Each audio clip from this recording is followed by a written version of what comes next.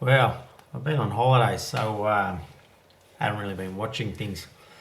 Well, I have from a distance, but anyway, I thought I'd do the end of year, welcome New Year, the things that matter. Really, this is the only situation in town. This is, of course, this is the S&P. It's linear, not logarithmic, so take it with a grain of salt. But let's face it, this kind of, to use that cliche, parabolic move, they end in tears. They only end in one way, right? It is sooner or later, right? It's sooner or later before all this stuff gets retraced, right? If you go back to the .com, which is really the nearest equivalent, it had gone parabolic there, right? And what happened? Kind of came all the way back. Really, that was the .com kind of blowout. So my underlying portfolio is long and leveraged. It always has been, pretty much always will be. So I'm always looking at trading the futures from a short perspective, really, in terms of managing the potential downside risk. It's a hedge, right? So I'm a bit different from the other bears, right? I'm kind of like a partial perma bear, right? This is my insurance policy. This is going to end, right? A couple of things about it, right? This is the PE ratio.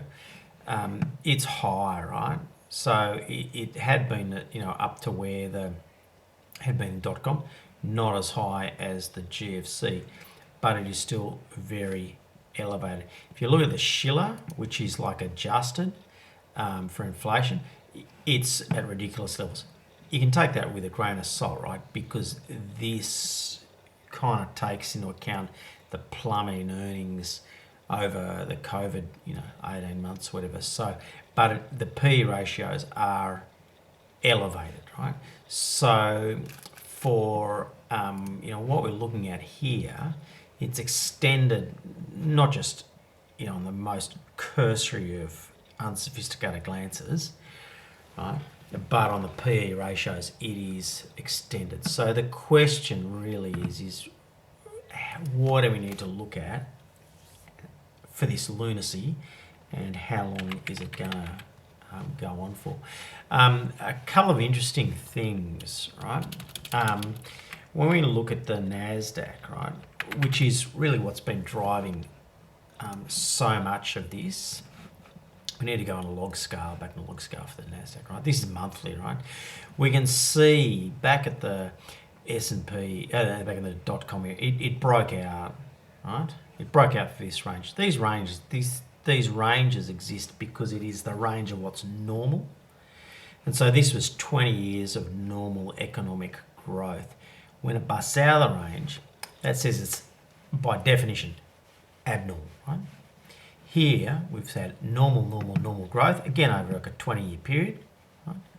And then here, it's abnormal, right? And we've seen some slight monthly divergences on the RSIs. I wouldn't pay a lot of attention to that. I would pay more attention to this, in that we have broken out of a normal range over a long period of time, 20 years, again, almost like 20 years, and we are at extended levels. So, the goose is getting cooked, right? Where could it come back? Right here, 80%, whatever. Here, even to the bottom of the range, that would be 30%, okay, just to return to normal. So that's a 30% correction in the Nasdaq. This is a chart that I've got my mind on, right? Another chart that I've got my eye on, if we look at the Dow, which is the other end of the spectrum, right? This is the anchor to the S&P, right? So the S&P, it's kind of pulled by, it's got three things. It's got the old school, the Dow, it's got the new school, the Nasdaq, it's got the middle of the range, right? At the pointy end, right, we just saw the Nasdaq, it's well overcooked. The Dow, it's not overcooked, right? But it is poised for a 30% return to normal. So this is the anchor. So even the anchor of the S&P is looking a little bit, susceptible to a pullback to the back of this, essentially what's been a 10 plus year range. This is another one to watch. Going back to the S&P, so look at the Nasdaq, look at the Dow, we'll look again at the S&P. Now this is interesting, right? There was a big rally leading up to, was in here, right? This was the 1987 crash. If any of you are old enough to remember that, I am. Right? I was in the markets back here. This is like 155 months, basically from the 74, the oil crisis. I was only like 5 or 6 years old here. That period, 155 bars, 450%, right? After that, there's another 150 bars, 150 months, 600%. Right? That was from the 87 crash up to the dot-com thing. Right? Then we had this basic sideways action throughout the GFC. Then surprise, surprise, we had another 150 months and 600%. 150 months, 600%. 150 months, 600% to where we are now. Right?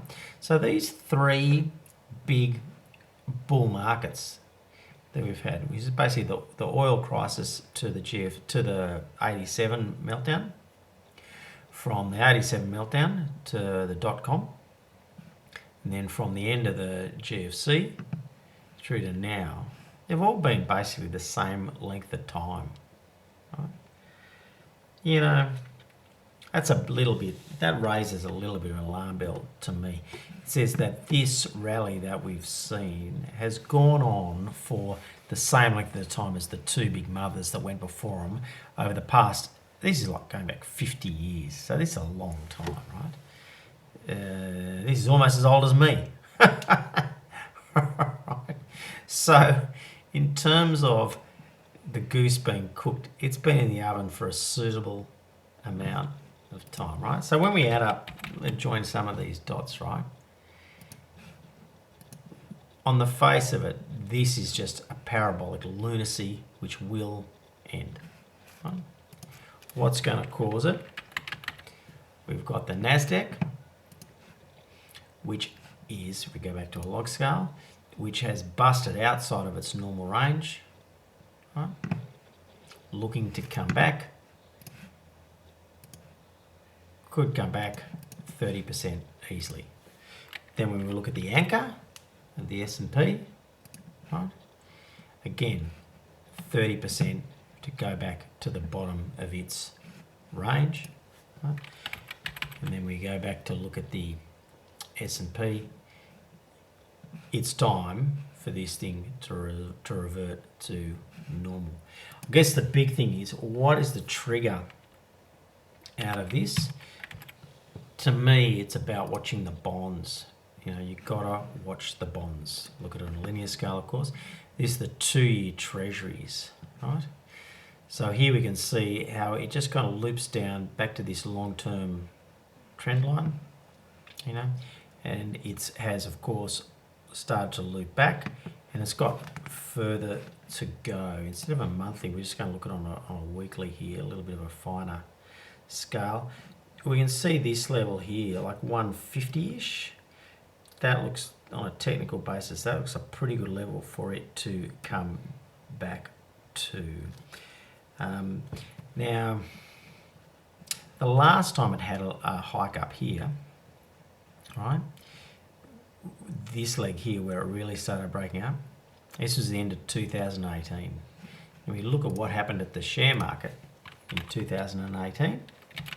Right, if anyone remembers, 2018, 2018 here, that was from there to there, that was like a 20% drop, right? It doesn't look very big, does it? Right, 20% drop from here, okay, will take us, we won't even touch the sides, right? It takes us back to 3,000, down to 4,000, right? 20% drop is nothing, right? And that's if the 2-year yields come back to really where they had hiked up to. Very, very doable and plausible, because this level, 2.8%, that is still well below where inflation is running at. So we're still at negative interest rates. And it is really, this is screaming out for the gap to be filled, and then it wouldn't be far for it to go to there in order to close the inflation gap. You can see it a little bit more clearly on the just on the futures when we look at the price base. So this is just the 2-year notes. We can see, a lot of people in charts, they talk about the need to fill the gap. I've been short these suckers for a little while. It's a boring but nice little trade. You can see how it is starting to fill that gap. Look at all this, right? It's going to fill it, right? It's going to go further, right? Easily to here, 100 points, right, in the futures. Real nice trade to short it. You give up a little bit on the roll, but well worth the short. So these rates are on the move. Now, so that's equities, and of course the treasuries to watch, which I think will be a bit of the canary in the coal mine. Now on this chart, you can see I've got a few lines drawn. One of them is here, right, which is the 29th of August 2011. Just look at that. Right, another one is here, which is the 3rd of August 2020. Another one here is the 5th of November 2018. Just keep those dates in mind, because then when we go to the other asset of interest I've got, which is gold, we'll look at those dates I've marked on here. This one, right, the 29th of August 2011. So when gold peaked here, right, this little peak here, that is literally ding dong to the week, probably the day that gold peaked. When we look at this date here, right, which is the 3rd of August, literally ding dong to the day that US yields bottomed, gold peaked. When we look at this date, a week in here, which was that 5th of November, this is when the US rates peaked and gold started to rally as the rates came down, right? Now you can see here we've got a series of, like, there's lower highs here against a floor, lower highs here against a floor. Some people are looking at this as a giant, cup and shoulders, right? Well, cup and handle pattern, cup and shoulders, cup and handle pattern, right? I think it's going to take off. To me, that is not very likely. I'm pretty bearish gold. I think that the chances of it falling is very much in line with the fundamentals in the market of what happened over here. You can see on the technicals as well, these lower highs, right, against a bit of a neckline, right? Double neckline in there. But we can also see it, so it's not just on the technicals, which is like, history repeating itself, but we can also see it on the fundamentals where yields have bottomed, gold peaked. Yields started rising, gold dropped. Gold only started taking off once yields had peaked. So that's gold. So the charts that I've really got, on my mind at the moment is I'm short the US. I'm short US 2 years. I'm short Aussie 3 years, Aussie 10-year rates. These ones really look like they are coming back to this resistance line. They've still got at least another 75, maybe 100 points to go, maybe even further. The long end has probably got further to go, right? It's a similar thing. You can see this long-term trend, right? And again, when it broke here, when it broke this line, that triggered a 20% fall in equities in 2011. This one will be a bit more dangerous, right? Because we're coming off a lower base. Well, that's fun for starters. But also, there's a bit more of a fundamental shift, whereas this was a tightening, a bit of this, a bit different. It wasn't triggered by inflation. It was just triggered by let's get some rates back to normal. This one could be a lot more savage. You can see this big long-term trend line is coming back. This break caused 20% trigger. This break triggered a 20% drop in the equity market. This could be further. The market's far more extended now. So that's the 10 years. That's the 2 years. When we look at gold, again, these rates being higher could trigger a falling gold. That's what I'm looking for. Then when we look again at the Nasdaq, that could trigger a return into this trend, which could easily be 30%. Again, just remember this correction a little back here, right? That was like 22%, like in the Nasdaq, and that just took it like from the higher end of the channel back to the bottom end of the channel, right? 20% doesn't even get it back to normality, right? So these yields, they are the thing to watch. As I said, I'm pretty bearish the way in which this is all extended. Everything is positioned really for a pretty ripe correction. The Dow, 30%, very easily. And again, back to the old S&P, the time scale looks very ripe. This is on a weekly, 670 weeks, 650 weeks, 660 weeks. They're all within QE of, like about 12, 15 years. Do the maths for it to come back. The last thing that I'll look at in terms of triggers, because people do ask me about the triggers for this thing. One is obviously the yields. Another one I think is Bitcoin, just because I don't believe in Bitcoin whatsoever. I think it's like a piece of rubbish. It's got zero intrinsic value. It's got zero functional value as it stands at the moment. It doesn't earn you anything. And the corrections that has happened in the past have all been around this 80% plus mark, right? We haven't seen a big 80% correction yet in Bitcoin. 80%, where's that going to take us to? Like $11,000, right? Let's face it, that is basically to the bottom of this channel, right? So it is well within the realm of possibility. I guess so is $266,000, whatever. But when you look at the pattern of this thing, the risk off does result in like an 80% correction historically. 80% would be very acceptable on a technical level to take it to the bottom of this channel.